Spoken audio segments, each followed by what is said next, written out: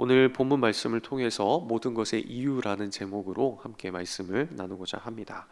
오늘 내용은 아비멜렉 이야기입니다. 아비멜렉은 기드온의 아들인데요. 그 이름의 뜻은 무엇이냐면요. 나의 아버지는 왕이시다 입니다.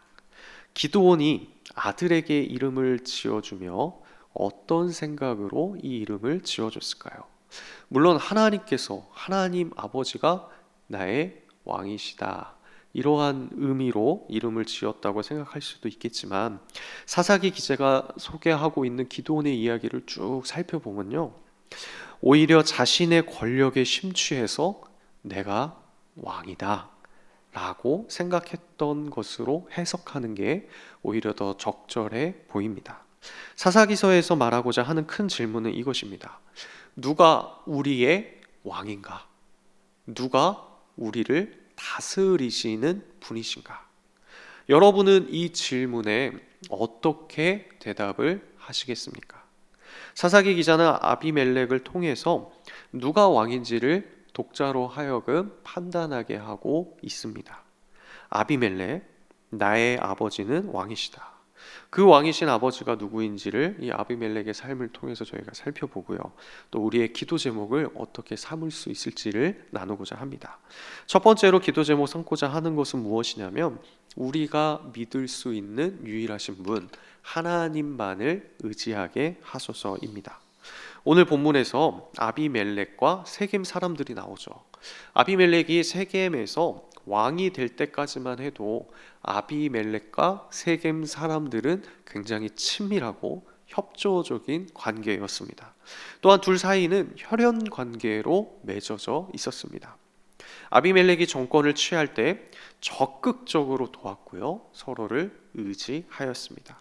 그런데 불과 3년밖에 지나지 않았는데 이 둘 사이에 원수가 되었고요, 서로 대적하고 싸우게 된 것이죠. 어제의 동지가 오늘의 적이 되었습니다. 인생은 언제나 변할 수 있습니다. 특히 인간은 참 변하기 쉬운 존재예요. 아무리 심지가 곱고 바른 사람이라 할지라도 평생 한결같이 사는 것은 예수님 말고는 불가능하죠. 사람은 약속을 해놓고도 그것을 어길 수가 있고요, 또 한 번 결심해놓고도 마음이 변할 수 있습니다. 우리도 인생을 살아오면서 이런 일들을 한 번씩은 다 겪어 오셨을 것입니다. 한 남자와 한 여자가 만나서 서로 사랑을 하면 가정을 이루고요, 또 결혼을 하고 또 그렇게 살아갑니다. 결혼식을 할 때 이런 약속을 하죠. 검은 머리가 뭐가 될 때까지요? 파뿌리가 될 때까지, 하얗게 될 때까지 서로 사랑 변치 말자. 당신만을 위해서 목숨 걸고 사랑해 줄게. 손에 물 한 방울 묻히지 않을게. 이렇게 다짐합니다. 벌써 웃으시는 분들이 계시죠? 그런데 지금 그렇게 살고 계십니까? 우리의 검은 머리는 하얗게 변하고, 물론 염색으로 다 가리고 있지만요, 손에는 물이 너무 많이 묻어서 습진이 끊이지가 않죠. 특히 요즘 같은 이런 날씨에는 건조해져서 이 손이 막 부르트고요, 또 크림이나 로션을 바르지 않으면 관리하기가 쉽지 않습니다. 우리 입술로 마음으로 결심한 다짐도 우리는 돌아보면 잘 지키지 못하는 그런 존재인 것이죠. 성경에서 보면 야곱의 인생이 참 우여곡절이 많았습니다. 장자권을 가로채기 위해서 아버지와 형을 속이는 야곱, 목숨을 유지하기 위해서 외삼촌 집으로 도망쳤는데 가보니까 나보다 더 센 사람이 있는 거예요. 외삼촌에게 속절없이 속아 넘어가는 야곱, 온통 믿을 수 없는 변절자들이 야곱의 인생에 가득 차 있었습니다. 비단 이것은 야곱의 인생뿐 아니라 우리의 삶에도 동일한 모습이 있을 때가 참 많은 것 같아요. 예레미야 34장 11절에 보면요, 후에 그들의 뜻이 변하여 자유를 주었던 노비를 끌어다가 복종시켜 다시 노비로 삼았더라. 이스라엘 백성들이 종을 자유롭게 풀어준 뒤에 그 마음이 변한 거예요. 그래서 다시 그 노비를 끌어와서 자기의 노비로 삼는 것에 대해서 지금 말씀에 경고하고 있습니다. 이것이 인간의 마음이더라고요. 얼마나 변하기가 쉬운지 우리 모습을 보면 참 이런 모습이 많은 것 같습니다. 이처럼 인간은 우리가 믿고 의지할 대상이 될 수 없습니다. 변하기 쉬운 인간은 의지할 대상이 될 수 없어요. 아비멜렉과 세겜 사람들이 서로를 의지하며 세겜 땅을 정복했습니다. 하지만 인간을 의지했던 이들은 결국에는 어떻게 되었나요? 원수로 돌아섰죠. 그렇다면 우리가 이 말씀을 보면서 유일하게 의지할 수 있는 분은 누구실까요? 바로 하나님이십니다. 야고보서 1장 17절에 하나님을 이렇게 표현합니다. 그는 변함도 없으시고 회전하는 그림자도 없으시니라. 아니, 얼마나 변함이 없으시길래 그림자도 이게 회전을 안 한대요. 변함이 없는 거죠. 자연 만물의 영향을 전혀 받지 않으시고 변함이 없으신 영원하신 분이 바로 하나님이십니다. 그 하나님을 의지하면 어떻게 될까요? 시편 125편 1절에 시편 기자가 이렇게 고백합니다. 여호와를 의지하는 자는 시온산이 흔들리지 아니하고 영원히 있음 같도다. 사람을 의지하는 것이 아니라 하나님을 의지하면 전혀 흔들리지 않습니다. 험난한 풍파가 다가온다 할지라도 견고한 심지를 가지고 버텨내는 방법, 다른 것에 있지 않습니다. 인생에 감당할 수 없는 너무나도 큰 짐의 무게를 버텨내는 방법, 다른 것에 있지 않습니다. 사람이 아니라 하나님을 의지하는 것입니다. 우리가 믿을 수 있는 유일하신 분, 오늘 기도하는 가운데 그분을 만나시고 또 그분을 의지하시기를 축복합니다. 두 번째로 기도의 제목을 삼고자 하는 것은 무엇이냐면요, 모든 것의 이유 되시는 하나님을 발견하게 하소서입니다. 22절에 보니까 이렇게 나와요. 아비멜렉이 이스라엘을 다스린 지 3년에, 본문은 3년이라는 시간으로 시작하고 있습니다. 3년 동안 아비멜렉은 이스라엘을 다스렸던 것이죠. 우리는 글자로 3년 하니까 예전에 군대를 가셨던 분들은 군대 한번 갔다 오면 되는 연수고요. 또 대학도 4년인데 3년은 금방 가지 않나 이렇게 생각할 수 있습니다. 별로 감흥이 없어요. 그런데 성경 인물들의 관점에서 3년을 한번 생각을 해보면요, 아비멜렉에게는 형통한 3년이었습니다. 외가 친척들을 통해서 자신의 이름처럼 왕이 된 거죠. 이스라엘을 다스렸습니다. 70명의 형제들을 죽이긴 했지만 왕에 올랐어요. 하지만 형제들 중에 이 몰살의 위기에서 살아남은 사람이 있는데 막내 아들 요담입니다. 이 요담에게 3년은 어떻겠어요? 전혀 이해되지 않는 괴로움과 인고의 시간이었을 것입니다. 악인이 형통한 3년입니다.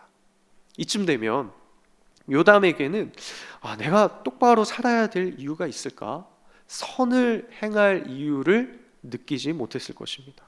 우리도 살다 보면 이런 일들이 있잖아요. 열심히 일하고요, 성실하게 일하고 정직하게 일했는데 저쪽에 보니까 불성실하고 부정직한 사람들이 더 잘 사는 거예요. 실제로 더 잘 사는 것처럼 느껴지는 것이죠. 그럼 우리 마음이 어떻습니까? 마음 한편이 굉장히 허탈하죠. 내가 왜 이렇게 살아야 하는지, 내가 믿는 하나님은 정말 살아계신 분이신지, 악인의 형통함은 언제까지 가는 것인가, 거룩하고 정직하고 성실하게 사는 자들은 그저 무력하게 당해야만 하는지 잘 이해가 되지 않습니다. 그런데 이해되지 않는 인고의 3년이 지나고 하나님의 때가 오니까요, 신기한 역사가 일어나더라고요. 그게 23절인데요. 하나님이 아비멜렉과 세겜 사람들 사이에 악한 영을 보내심에 세겜 사람들이 아비멜렉을 배반하였으니, 하나님께서 아비멜렉과 세겜 사람들 사이에 악한 영을 보내셨습니다. 하나님께서 악한 영을 사용하시는가, 보내셨는가? 좀 의아한 문장이죠. 그런데 그 이유를 24절에 이렇게 분명하게 말씀합니다. 이는 여룻발의 아들 70명에게 저지른 포악한 일을 갚되 그들을 죽여 피 흘린 죄를 그들의 형제 아비멜렉과 아비멜렉의 손을 도와 그의 형제들을 죽이게 한 세겜 사람들에게로 돌아가게 하심이라. 기드온의 아들 70명을 죽인 아비멜렉과 이 아비멜렉을 도왔던 세겜 사람들의 죄에 대해서 하나님이 심판하시겠다고 말씀하는 것이죠. 3년 동안 잘 지내는 것 같았는데 아비멜렉과 세겜 사람들은 하나님께서 악한 영을 보내시니까 서로 싸우게 됩니다. 여기서 우리가 주목해 보아야 할 점은 무엇이냐면요, 아비멜렉에 대해서 세겜 사람들이 배반하잖아요. 그런데 이 배반이 세겜 사람들의 어떤 선택이나 아니면 우연한 상황의 변화 때문에 일어난 것이 아니라 하나님께서 악한 신을 그들 사이에 보내셨기 때문입니다. 겉으로 보기에는 세겜 사람들이 아비멜렉에게 뭔가 원한이 있다든지 아니면 무시를 당했다든지 뭔가 이유가 있어서 배반한 것처럼 보일 것 같아요. 그런데 진짜 이유는 무엇이냐면요, 이들을 심판하기 위해서 그 속에 역사하시는 하나님의 섭리가 있었다는 것입니다. 이처럼 우리가 보는 세상, 겉으로 드러난 모든 일의 배후에는 하나님의 섭리하심, 간섭하심이 있습니다. 다시 말해서 오늘 제목처럼 모든 것에는 이유가 있습니다. 그 이유가 무엇입니까? 바로 하나님이십니다. 우리 인생은 우리가 스스로 선택하고 진행하는 것처럼 보이지만 실제로는 그게 아니라고요. 오직 하나님의 계획과 섭리에 의해서만 진행이 됩니다. 요담이 인고에 3년을 보냈던 것도 아비멜렉이 악인의 형통한 모습으로 3년을 보냈던 것도 마찬가지죠. 세겜 사람들이 아비멜렉을 배반한 모든 이유도 하나님께 있었습니다. 이사야 25장 1절에 여호와여 주는 나의 하나님이시라, 내가 주를 높이고 주의 이름을 찬송하오리니 주는 기사를 옛적에 정하신 뜻대로 성실함과 진실함으로 행하셨습니다. 성경 기자가 하나님을 찬송하는 이유가 무엇입니까? 하나님께서는 정하신 뜻대로, 그 뜻대로 성실하게 진실하게 우리에게 그렇게 행하고 계시기 때문입니다. 우리 인생이 우리에게 달렸다고 하면 그것은 불안한 인생이 되겠죠. 앞서 살펴본 것처럼 인간은 불완전합니다. 언제든 변할 수 있는 존재예요.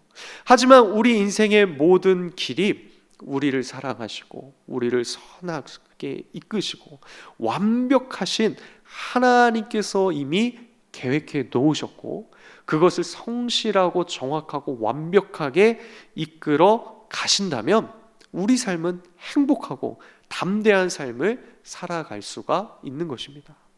저는 출애굽기에 나오는 10가지 재앙을 읽을 때마다 참 신기하더라고요. 하나님께서 10 재앙을 애굽에 내리시면서 바로가 백성들을 보내주지 않을 것이다 라고 모세에게 이미 미리 말씀해 주셨거든요. 피 재앙을 내리고요, 개구리 재앙을 내리고 이 재앙을 내리고 여러 하나하나 재앙들을 애굽에 내리십니다. 출애굽기 기자는 바로의 마음이 완악하여 이스라엘 자손을 내보내지 아니하였으니 여호와께서 모세에게 말씀하심과 같더라라고 반복해서 말씀합니다. 그런데 5번째, 8번째, 9번째, 10번째 재앙의 결과에 대해서는 조금 다르게 힌트를 우리에게 주고 있어요. 출애굽기 11장 10절에 보면요, 모세와 아론이 이 모든 기적을 바로 앞에서 행하였으나 여호와께서 바로의 마음을 완악하게 하셨으므로 그가 이스라엘 자손을 그 나라에서 보내지 아니하였더라. 여호와께서 바로의 마음을 완악하게 하셨으므로 10 재앙이 애굽에 내려질 때 이스라엘을 보내지 않고 바로가 버텼던 이유가 무엇이었습니까? 하나님 때문이었죠. 하나님께서 바로의 마음을 완악하게 만드셨기 때문이에요. 알고 보니까 이게 누구의 역사였어요? 하나님이 이유가 되셨습니다. 하나님께서 바로의 마음을 완악하게 하셔서 이스라엘이 곧바로 출애굽을 할 수 없었던 것이죠. 아비멜렉을 향한 세겜의 배반, 요담이 겪었던 인고의 3년, 출애굽까지 이스라엘 백성들이 겪었던 애굽에서의 종살이 430년, 지금 우리가 살고 있는, 지나가고 있는 이 기나긴 끝이 보이지 않는 고난의 터널, 이 모든 것이 언제 어떻게 일어날지, 끝날지, 진행될지 우리는 알 수 없지만 말씀을 통해서 확실하게 알 수 있는 사실은 이것입니다. 모든 것의 이유는 하나님이십니다. 우리는 이해할 수 없지만 심지어 악한 영을 부리시는 하나님의 모습까지도 오늘 본문에 소개가 되고 있지만 이 모든 일을 이루시는 분이 하나님이시고 그 모든 이유가 하나님이시라는 것입니다. 내 삶에 일어나는 모든 것의 이유가 우리는 이해할 수 없지만 우리가 믿을 수 있는 유일하신 분 바로 하나님이십니다. 그래서 신앙이 있으신 분들이 오랜 세월을 살고 나면 꼭 이렇게 말씀하시잖아요. 모든 문제의 해결은 하나님 만나면 된다고요. 그런데 정말 그렇더라고요. 신방을 다니고 여러 우리 신앙의 선배들을 만나고 또 간증들을 듣고 또 여러 사역들을 해오면서 보니까요, 정말 그렇더라고요. 하나님 만나면 모든 것이 해결됩니다. 그런데 우리가 그것을 잠시 잊어버리고 또 돌아서 다시 이 말씀에 돌아와서 하나님을 또 만나고 감격해서 하나님밖에 없습니다. 또 그 기도 시간에 울면서 하나님 앞에 내어놓고 그러다가 또 살다가 또 변해서 우리의 모습이 또 넘어지고 또 좌절하고 그러다 또다시 모든 것의 이유 되시는 하나님을 찾아오는 인생을 우리가 살고 있는 것이죠. 하나님을 만나면 모든 것이 해결됩니다. 하나님 만나면 모든 것의 이유가 다 밝혀집니다. 내가 몰랐던 이유, 내 인생에 꼬였던 문제들 하나님 만나시면 다 풀려집니다. 하나님을 만나시면 인생이 행복해집니다. 바라기는 오늘 기도하는 가운데 기도가 하나님 만나는 거잖아요. 기도할 때 하나님 못 만나면 어디 가서 하나님을 만나시겠습니까?